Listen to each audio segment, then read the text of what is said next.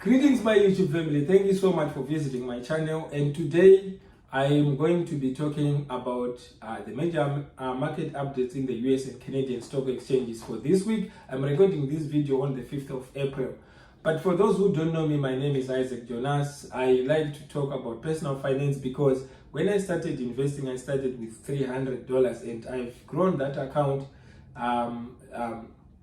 quite decently and over the past years since 2020. But the challenge that I had was I didn't have the information to know where should I invest my money. Is it in the equities market or on bonds or in cash, even though I was trained as an economist academically. So I went into this journey of reading books, trying to understand what's the best way to invest and grow my money. But remember, most of the investors, they don't beat what is known as the S&P 500, which is the top 500 companies in the US. Usually, historically, from about 1923 up to now, it has been returning an average of 10% per year.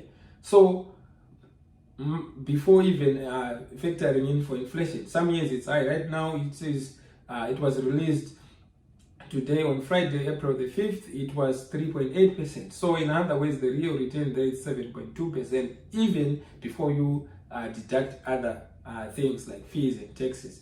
Now, in this journey, I then started reading a lot of books, but one of the key things that I realized, it is very important to pay attention to economic updates. For example, in the US, the economy is very strong. For example, there are job numbers that have been released. For example, in April the 2nd, job openings for February were 8.756 million, and the manufacturing PMI for March, it was 51.9 versus 52.5. In other words, the manufacturing sector, actually, it was expanding, and even the service sector, it was also expanding. So what this means is an economy comprises of different units like businesses, small businesses and big businesses. So if these businesses are growing, it means the economy is growing.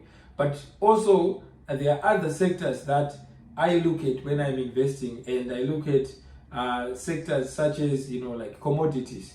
If in this case, for example, the commodities, there's a bumper harvest and all these things are coming into play, they can affect the prices and also even the inflation, which is the overall increase or change in the price of goods and services. So also the people who are employed, I look at the US, the numbers, they've been very encouraging because the economy is very strong.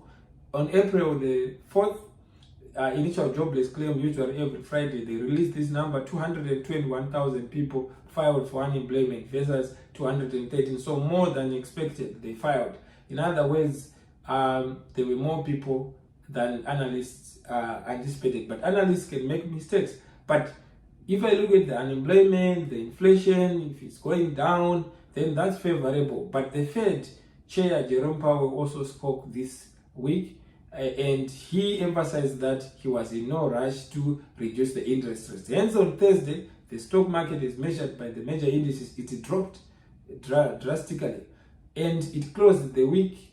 Actually, if I look at the major indices, such as the S&P 500, it was minus 1.02%, even though on Friday it went up, right? But overall, if you look at how much it dropped, all the way from, like, let's say 525, if you look at SPY, which is an exchange traded fund that tracks SPX and is managed by a fund in New York. So what then happened is that it then dropped from about 524 or 25 to 530. So if investors start to panic and sell off, that's something that potentially causes the market, in specifically some stocks or exchange traded funds like the market, to drop.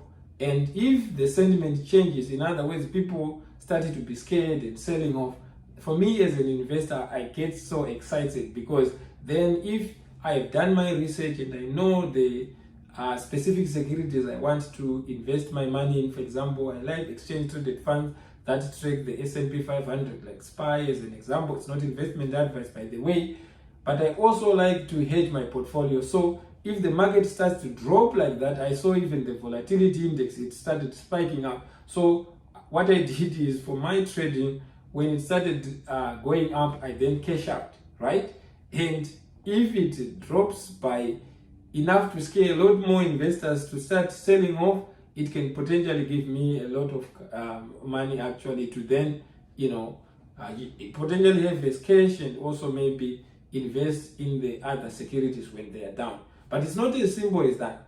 I think at the core of it is, I am an economist by training, so I tend to understand some of the macroeconomics, in other ways, the bigger picture, to say if unemployment does this, if let's say the market is behaving this way, but I don't try to predict it. I like to observe to see, okay, it's dropping, it has dropped to this level, and it takes time to kind of have an appreciation, and also sticking to the things that I understand. And some of the things are not really complicated. If it's just dropping, and basically when I buy the S&P 500 exchange traded fund, I'm buying a basket of 500 companies that includes Apple, some banks, say Bank of America, and all other banks in the US. So if the other sector is down, consumables maybe it's up, on average, if it gives me 10%, I can be guaranteed from research that I will beat maybe 75% of the investors, because sometimes it has been proven over time. And then I choose very few individual companies when they are really beaten down. I understand their service and what they do. So that's really something that is very simple. Some go in bonds, and some gold, and some also have cash. So that's something that I mostly say on this platform, on my channel. But at the end of the day, I think it's not investment advice, but ultimately, to be successful as an investor, you want to be able to control your emotions. For example, when the market was dropping like that, what it means is, sometimes, people are selling off, right? And if that feeds on it, the market might drop. So for me, I'm like, okay, what do I want to do? What is my investment plan? My investment plan is, for my long-term portfolio, I want to own, let's say, 60% in the S&P 500 exchange traded funds, right? And then the other in individual stocks, which that I choose and that I understand. Very few, maybe not more than 5. And I want to get in when they are undervalued.